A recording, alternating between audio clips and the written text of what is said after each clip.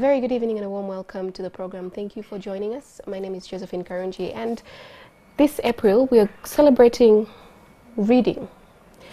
In the studio with me are three guests from three different organizations that in different ways promote a reading culture in Uganda. I'm going to very quickly introduce them. And I'll start with the gentleman in the middle, Charles Batambuze, who is the Executive Director of National Book Trust of Uganda. Charles, you're welcome to the program. Thank you so much. Okay, I'll come right next to me, Aaron Chirunda, who is from Jiba. He is the CEO, Executive Director. All of them. Thank you. He's the everything of Jiba. Aaron, thank you for coming. And finally, Annette Chiveru, who is from the Reading Associations of Africa. Annette, thank you for joining us. Thank you. This conversation is particularly interesting for me because I really like to read, but then I'm embarrassed to say that I didn't know about some of the associations for reading that we have in the country. And if I can say that, then I'm sure a number of other people would agree with me. So maybe you could just tell us a bit about your organization. Charles, I'll start with you. What does the National Book Trust of Uganda do? Thank you very much. The National Book Trust of Uganda has a long history. Many years ago, all books that were used in education, in the education system in Uganda, were written and published by British publishers. Until the 1990s, when the winds of change started blowing over Africa. We call them the winds of privatization and liberalization. Before that, the NCDC, the National Curriculum Development Center, under quotes, used to publish all books that were used in our school system. And I say under quotes because actually the actual publishing was done by British publishers, Longman, Macmillan and others. It was difficult at that time for any Ugandan, even if you understood the subject better than any other person from elsewhere, it was difficult for you to write a book and have it on the curriculum. In the 1990s, some Ugandans started publishing companies. And when they started out, they figured out that since the biggest market for books at that time was with education, it was important to sell books to Ministry of Education. So they started by forming something called the Uganda Booksellers and Publishers Association. Idea as a platform to advocate for reforming the procurement policies in government. And by 1998, I think at that time the World Bank was the biggest supporter of educational books in the Ministry of Education. Somehow they managed to get the World Bank to accept, to support change in policy for educational books procurement. So we have what we call the 1998 textbook policy. So along the way, they figured out that, you cannot have booksellers and publishers alone promoting or expanding the market for books in Uganda.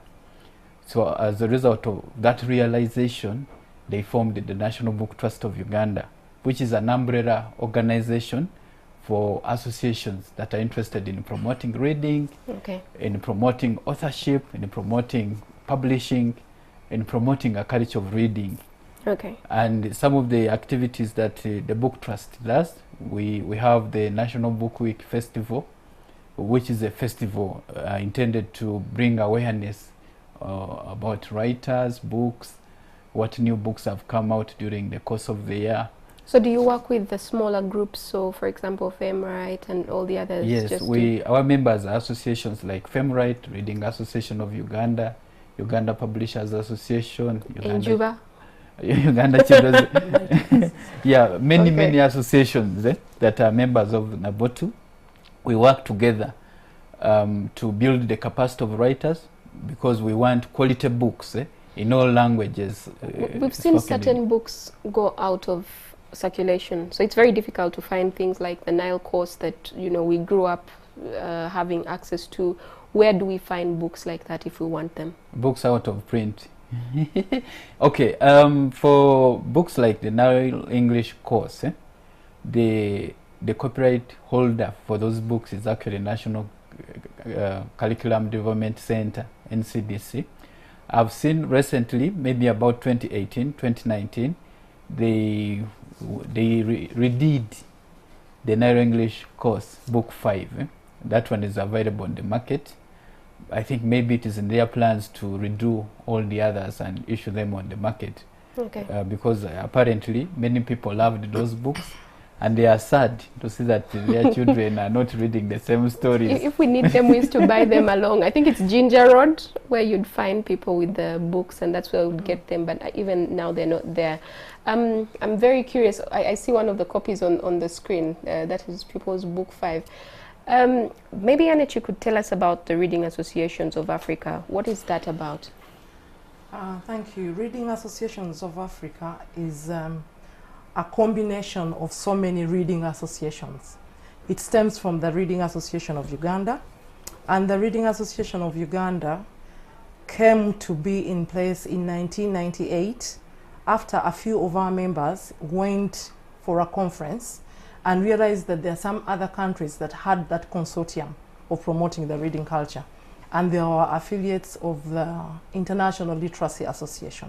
So when they came back, they thought that Uganda should be a member as well. Okay. So Reading Association of Uganda came to be a part of the other groups that are advocating for the promotion of literacy or reading per se. And after that conference, the first one, we realized that we needed more and more trainings and workshops for both teachers, school librarians, researchers, because we need, it's the only platform, I think, where researchers in literacy meet the implementers. So we have held so many conferences, I think 5, Charles, 5. We have had 2 international ones, 2003, and the last one was 2019, where we had, I think, like 700 delegates from all over the world. And it really gives us focus, us, the members and the teachers and everyone, to really find out what is on the ground. That is where we meet policy as well, so that they know what we should implement. Why Reading Associations of Africa? As African countries, we all have reading associations and we have chairpersons. So when we sit once, it's biannual, once in 2 years, we elect one of us to be chairing all the associations. Okay. So I'm going to come to you with some particular questions to your association, but Aaron, maybe talk to us about Jiba. This is not your first time on the show, so but just give us a refresher. All right, so Jiba is a children's education organization, and our focus is to promote literacy and to ensure that our children are reading and are learning and they are able to come through. So in the larger perspective of things, we want to square the education pyramid. So right now, education pyramid is a pyramid. It's like this. Millions of children join primary 1, but only a few thousands finish university. The dropout rate starts to happen as early as P1 and goes on decreasing. And we know now that about 40% of the children who start P1 finish P7. And so our goal is to ensure that as many children who start P1 can find learning fun and can get excited about it and going to school and learning to read and being excited about that whole process, and they can be able to finish P7 in time. And some of the things we do to promote that, we do a national spelling bee that is really a spark to promote reading and to enable children to want to be better. It is exciting for children, it's exciting for parents, it's exciting for teachers.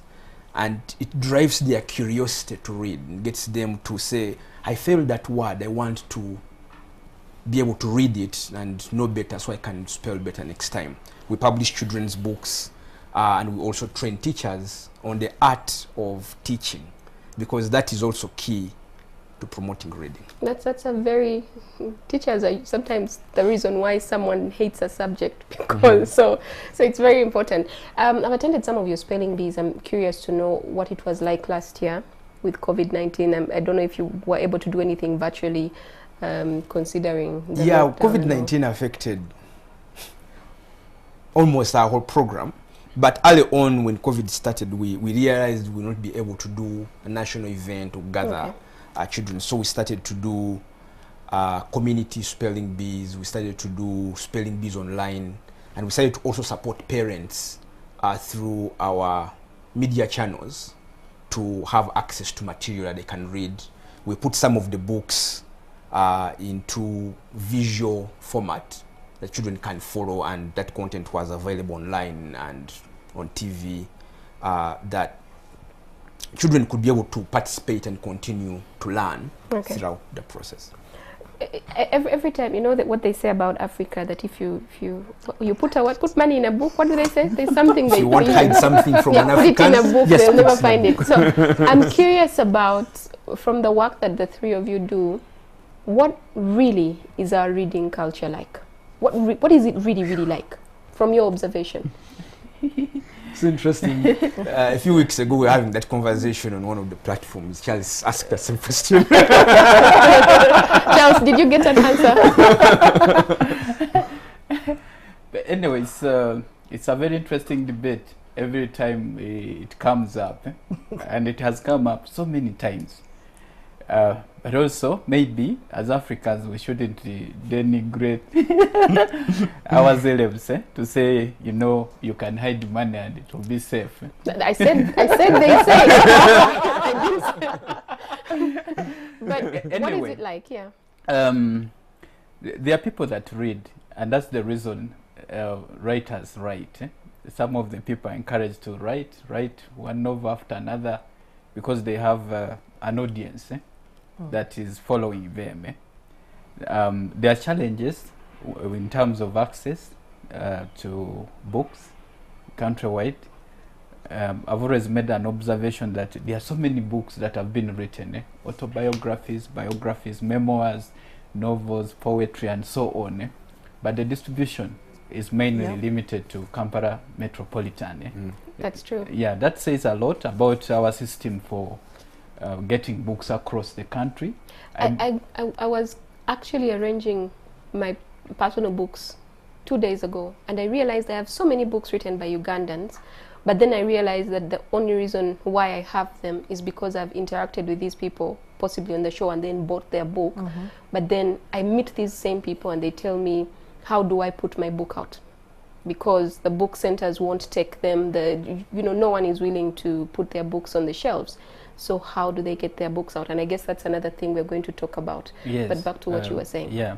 So we have to address the issue of distribution. I believe that if the book is closed by, people will touch it, they'll read it. Maybe we need to learn from how the Bibles are distributed across the country. And there are Bibles in different languages. The Bibles use societies, don't they? Yeah, we have to learn from them so that we do the same for the books, the different books that we are writing. The other issue also about access is some people might not have the money to go to a shop and buy books, but one of the ways that people access books is through a public library. In this country, we have 47 districts have a public library out of 140. Then there are about 100 community libraries. Out of each community library is in a sub-county. That is out of over 2,000 sub-counties. So you can see the gap. It's huge, and it's difficult, therefore, for people to access books. However, according to COVID taught us that there are 15 million people in schools. Those was read a book every year. It is an educational book, a textbook or something like that. Then recently I asked the National Library about how many people are using the public libraries, or how many people used the public library in 2019. What I got is there are 3 million Ugandans actually that visit a public library. 3 million every year? Yeah. So that makes it 18 million people out of 42. So we still have a long way to go in terms of getting every Ugandan to read. We have that's also not too bad though, considering what people say. Yeah, it's not too bad. Yeah, but you see, the question you're asking is a culture question. Yes. Okay. Culture is formed out of habit. Habit. And so someone who says, I have a reading culture, reads a book, say, every week. Yeah. But someone would say, okay, I read WhatsApp messages and they are long. But also, I suspect the people you're speaking about are possibly people in schools who have to go to the library Anyway. to do research. That is what I was going to talk about. Yeah. No, So- there is that, but also anyway, the story of reading. I asked the National Library because we need a solid campaign to get Ugandans to read, and we looked at some countries. For instance, how many books do Americans read in a year? How many books do South Africans read in a year? So some countries they read 4 on average, some of them 8. Every person Every on person. average, yes. Oh, okay. Yeah, the population. So in Uganda we said, okay, let's set ourselves a target of an average of 2 books in a year. Yes. It's a good start. It's a place to start from. But before we set the target, why don't we first find out the needs assessment? Who are we writing for? Who is reading what we are writing? Or what do they want to read?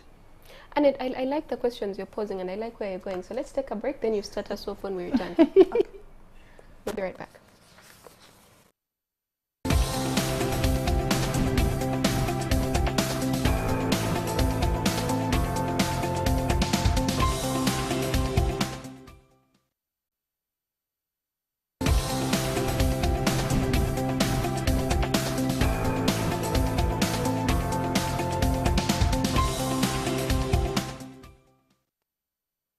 Welcome back. Thank you for staying with us. We're coming to you from the Kampala Serena Conference Center, NTV Uganda studios.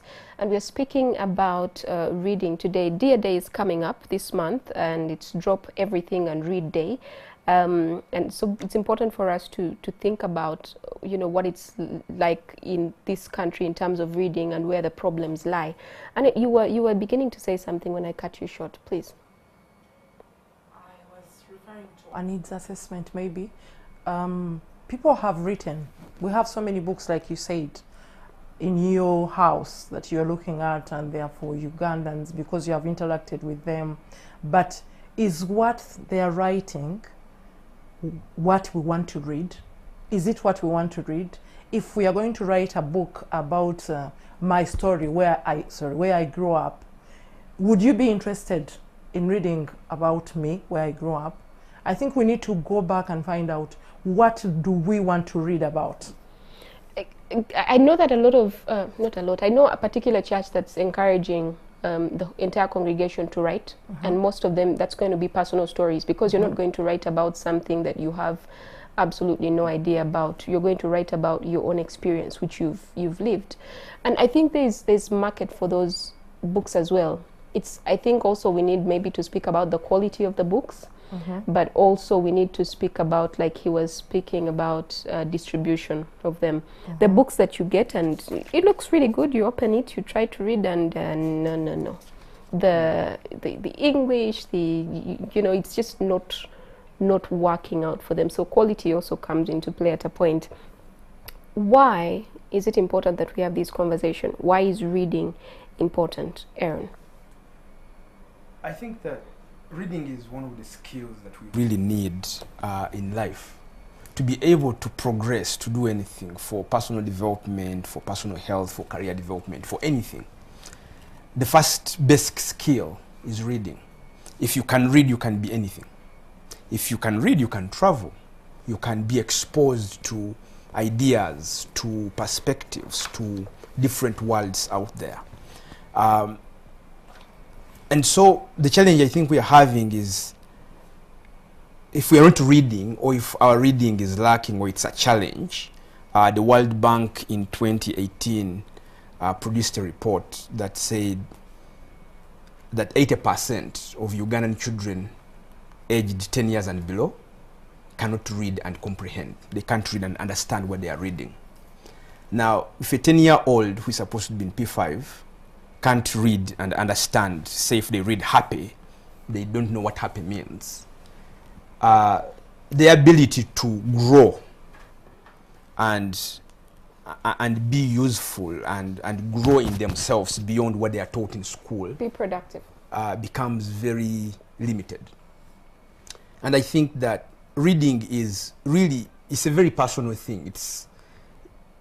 It helps each individual on their own level. If you meet a person who reads, they can literally have a conversation about anything.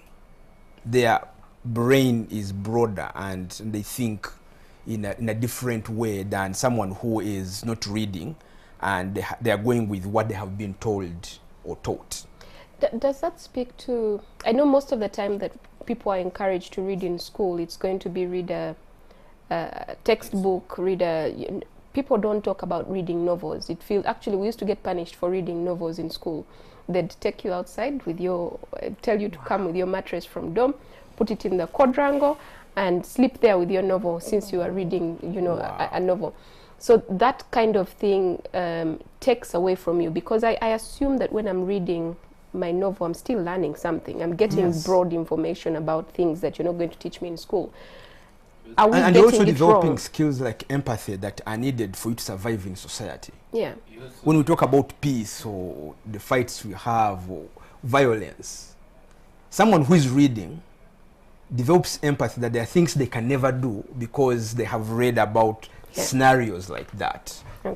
And their feelings have come out. They've been able to express themselves or to find themselves in that way. And if they aren't reading, if you're being punished for reading a novel and told to focus on your I academic got a lot books, of punishment. Charles, you wanted to add to that? Yes, I wanted to add that you get to expand your vocabulary.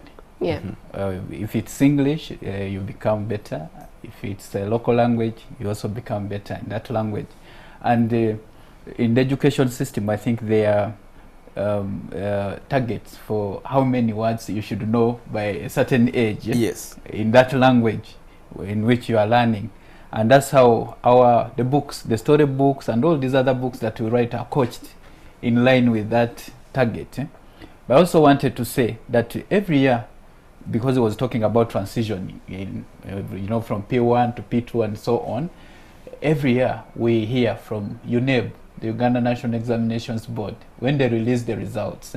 The report normally is, oh yeah, one of the challenges that the pupils or the students faced is they are not able to comprehend and therefore answer the questions that have been asked. Now that's a huge challenge, and it is what costs these children a future. yes. And it's unfortunate that some people maybe in the education circles have been thinking, because reading, those people who have been in schools to promote reading know that the teachers don't think it's worthwhile to do reading promotion, because one of the reasons it's not examined.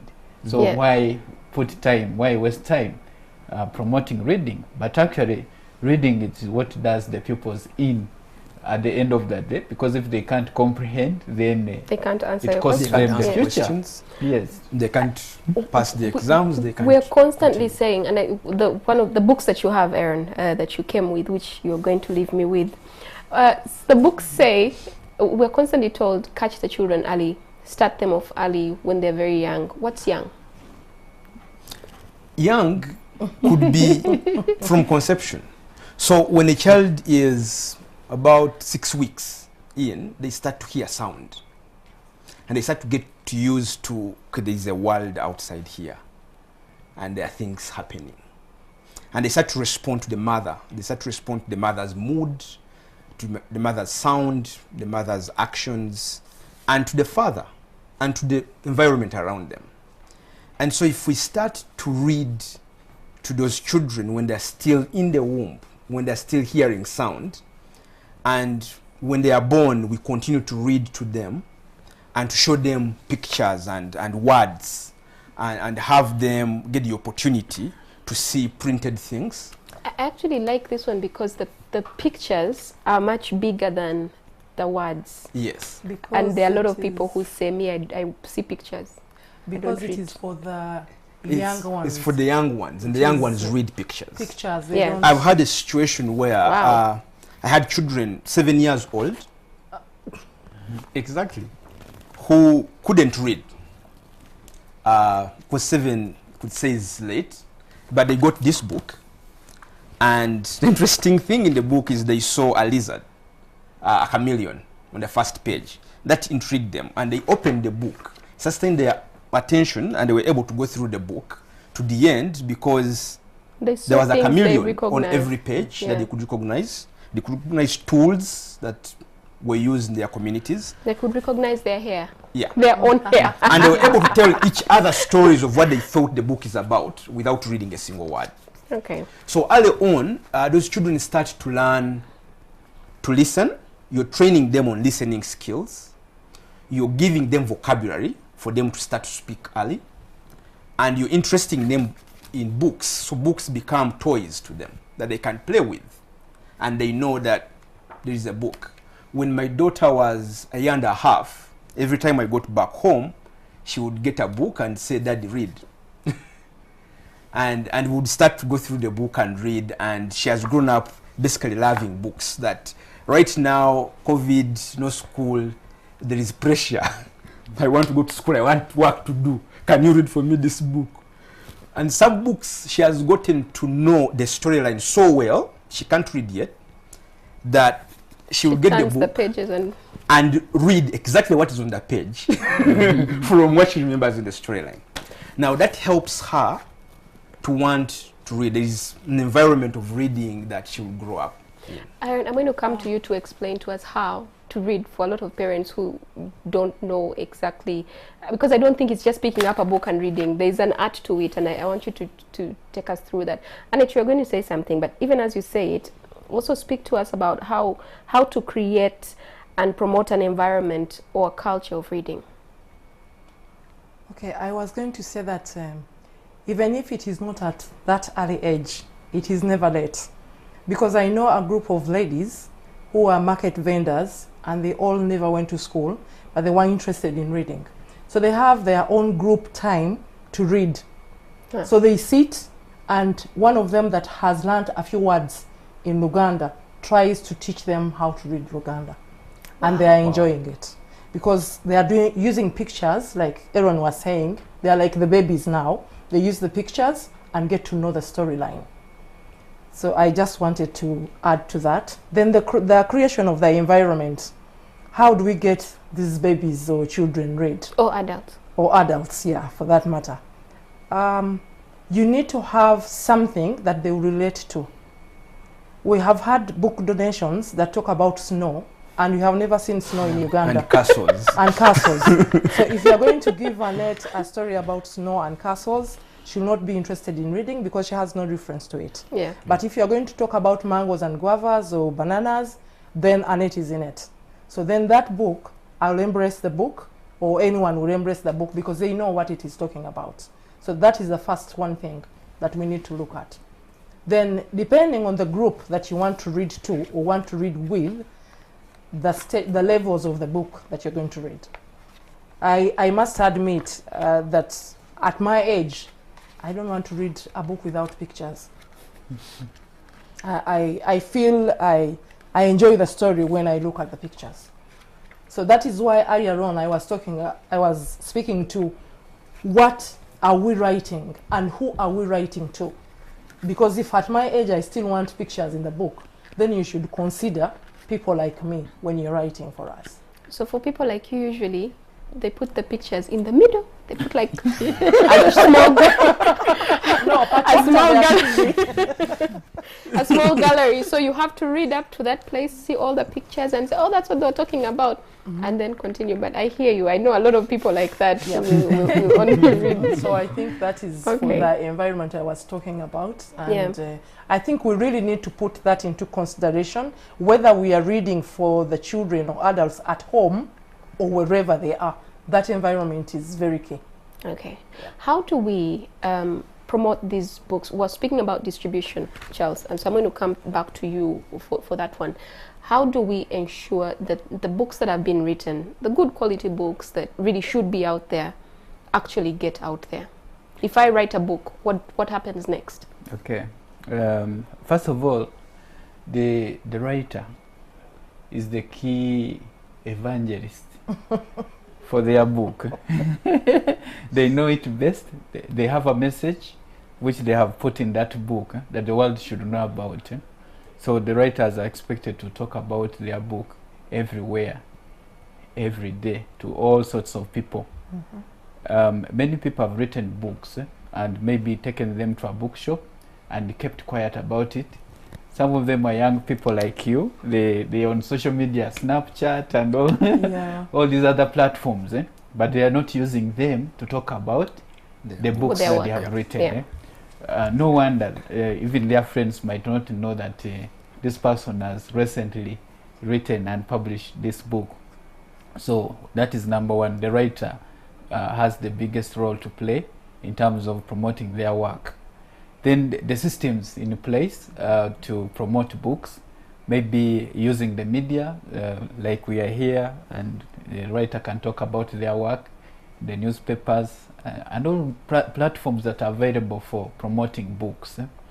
Then, of course, we have book fairs, we have exhibitions of all sorts where writers or publishers can exhibit their works. You're not talking about the quality of the work. Oh yeah, quality. That's it's such a big deal.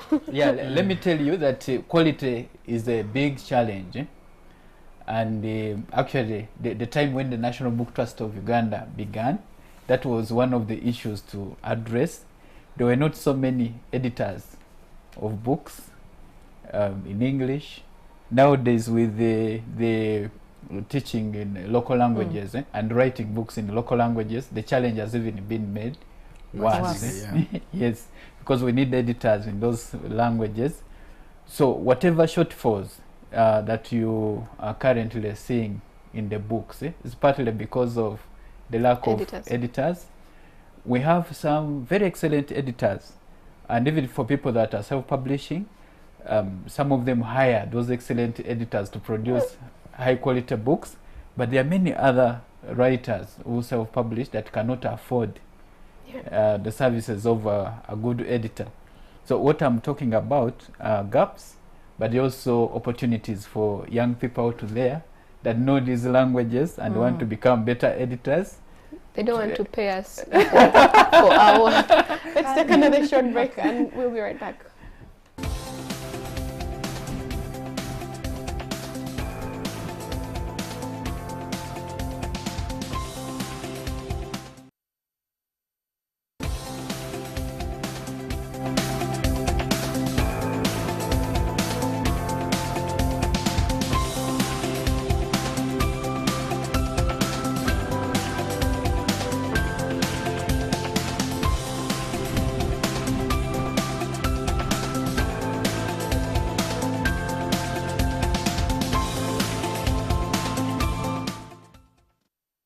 Welcome back. Thank you for staying with us. We're coming to you from the Kampala Serena Conference Center, NTV Uganda Studios, and we're speaking about reading today. So, Aaron, I want you to read a book for us. You're looking too hard here. Read Happy Girl, Happy Boy. I like the hair on the cover. It resonates with my hair. So I feel like that is a book that I will understand. So please just... It's talking about happiness. Yes. Okay, so to read to a child, you have to put yourself at the level of the child. If the child is seated down, you may want to sit down. So I can't sit here and the child is seated down there and I expect that I'm going to read to them and they understand I am condescending. I am putting them at their level and I am up here. You're reading at them. I'm creating an environment that is not nice for them. She says you're reading at them. I'm reading not at to them. them. Exactly. Okay. So in that case, if I want to sit, I'll have to carry the child on my lap. And I'll open the book. So I wish I had a child. None of these people can act as a child. No, we can't sit, so just read. So I will open the book. So the child is here and I'll open the book. So the child is seeing the book in full view. They're seeing everything. And I will start. Books are stories. So I'll read the book in a story form. There was a boy who was wondering, what is happy? And there is a boy wondering, The boy looks like he's wondering. Yeah. Okay. It's also teaching you expressions and things like that. Exactly. And if I'm reading to more than one child that I cannot carry, I'll say, okay, there was a boy who was wondering what is happy. And you show them. And I'll show them. Okay. And then I'll go to the next page. His face was like this in the morning, and like this in the afternoon, and like this at night. And that's an angry face. It's an unhappy face. Okay. So the child starts to look at the images and they start to relate. Yeah. And I don't have to finish the story, because then the child can start to imagine. That's what books do also. They help us with our imagination. And they start to imagine, so what happened next? Okay. His face was like this when he was angry. And his face was like this when he was awake. His face was like this when he was hungry. And his face was like this when he was tired. I'm beginning to hear you. I think I'm getting a sense of maybe what we do wrong, because we get the book and then you read, like you said, at the child, as opposed to reading to the child. Aaron, tell me about Dear Day. Drop everything and read day. Should you be the one telling me, or should... Okay, you tell me. Okay, I'll start. We can all tell. So Dear Day is that day that we've worked together with many partners and got the Ministry of Education to designate a day every year when we drop everything and read. Now, the date and designation is for 20 minutes. Stop everything you're doing. Spend 20 minutes. Open a book, a newspaper, something, and read for 20 minutes. The idea behind it is to really create a culture of starting to open a book and read non-academic material. Just read and then interpret. In some schools and communities, they've gone beyond Dear Day to creating Dear Time every day, or having Dear Week, where they just stop and read every day of the week for a few minutes. Is the focus on just schools, or should this also, is it also going into workplaces? Because I think more than anything, workplaces need that day, or those 20 minutes and more. So Dear Day is not just for schools. Dear Day is for everyone. And in the past, we have seen border men stop and read. We've seen entire organizations. There was a year when the entire KCCA stopped, and everybody had a part to play, and everybody read. And we want to have every organization really stop to read. For an organizational leader, it is to your advantage that your employees read. Yeah. And for every employee, for everyone, it's to your advantage that you read, because it helps you to become a better person and to get new perspective. So Dear Day is really just initially for anyone who is finding reading very hard and complicated and they can't stop. 20 minutes, one day a week.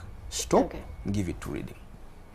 Does any of you want to add to what Dear Day is? Dear Day is drop everything and read. Yes. Okay. What is it like for, we've been speaking about writers and we've spoken about editors being one of their biggest problems. But Charles, I'm going to come to you. What support systems are there for writers in Uganda?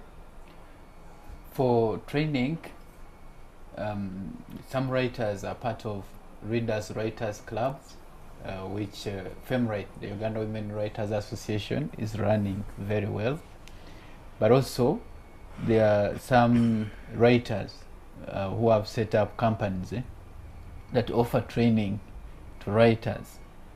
Some people that have gone through these courses, short courses, have gone on to publish very good books. Apart from the companies, there are other opportunities for nurturing, helping you grow and become a better writer in different associations. So I encourage people to be members of different writers associations around, because through those, there are different programs that help people to train in how to write better and better, but also get support of other writers to read through what they are writing and critique. They also reviewers, people that review other people's works. So all those things we have in Uganda, it's important that people that aspire to be writers become a part of a network, because it is that network that will get them to become good writers. And put out quality work. And for this dear day, we desire that every writer, author out there goes and reads their book to their family, to their friends, to their children, to someone. Okay. It's part of promoting their own material as well. Yeah. And then we're speaking about writers, but let's speak about now the readers for the young people. So parents who are, I mean, we've had the lockdown, you're all stuck with your children in the house, you've run out of games to play and things, and now you're looking at each other. What kind of support is your organization, for example, does it give to parents to equip them to be able to pass this on to their children? Before I answer that question, I want to add my voice to the authors talking about their books. Most of our authors are timid. They are not sure of their works, so they normally don't talk about the work. So we need to encourage them to do that. What we give the parents is we begin our way. The years when I was growing up, we had storytelling. So if you don't have a book, because most families don't have books in their homes, can you tell a story to that child? Because we have all had stories from childhood, and all of us can create stories. Because if I asked the four of us to come up with a story about a chair, our stories would be different. And we shall be talking about the same chair, but we shall have very different stories about that chair. I'm glad we have limited time, so you can't ask us. So we empower the parents to be creative, have a 5-minute story or 10. Let them talk about Okwepena. And these children don't know about Okwepena because for them it is dodgeball, and they don't know we had even 7 stones. So it will be a good story to tell the children. So tomorrow when you have a book, it will be a series. You will just be continuously going upscale. Yeah. And that works for parents who say, okay, I have my children, I can't read. So I can't get a book and read for my child. Yeah. Tell them stories. Okay. You're still building the same imagination and desire for them to want to read. Maybe before we leave that point, I would like to mention that there's an organization called Room to Read. They publish stories translated from English into different African languages. That is where I was going. And we have partnered with them. We have produced 62 titles in Uganda, and our next 62 will be in Nyankole Luchiga. And the other information about Room to Read is it's organizing a book dash. Maybe the writers we are talking about can register for the book dash because it is open. Somebody should just Google book dash by Room to Read. It is a training on the 15th from 9 a.m. to 9 p.m. It's a marathon, but it's good to attend. Okay. Yeah. I was going to ask you about when you came in. I was asking for books in Ruchiga, storybooks for children in Ruchiga, and you are telling me they are going to come out at some point. Do we have that many books out there? Aaron, I see even the books that you came with are all in English.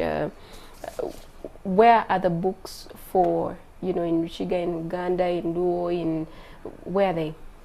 Okay, Reading Association has just begun because of the partnership we have with Room to Read. And we started with Uganda because the Ministry of Education opted for Mubende to be assisted. So, and Mubende, the local language that is used is Uganda. So we produced books in Uganda, and there are 62, and we have given out 1,000 books to each school for 31 schools. Okay. Yes.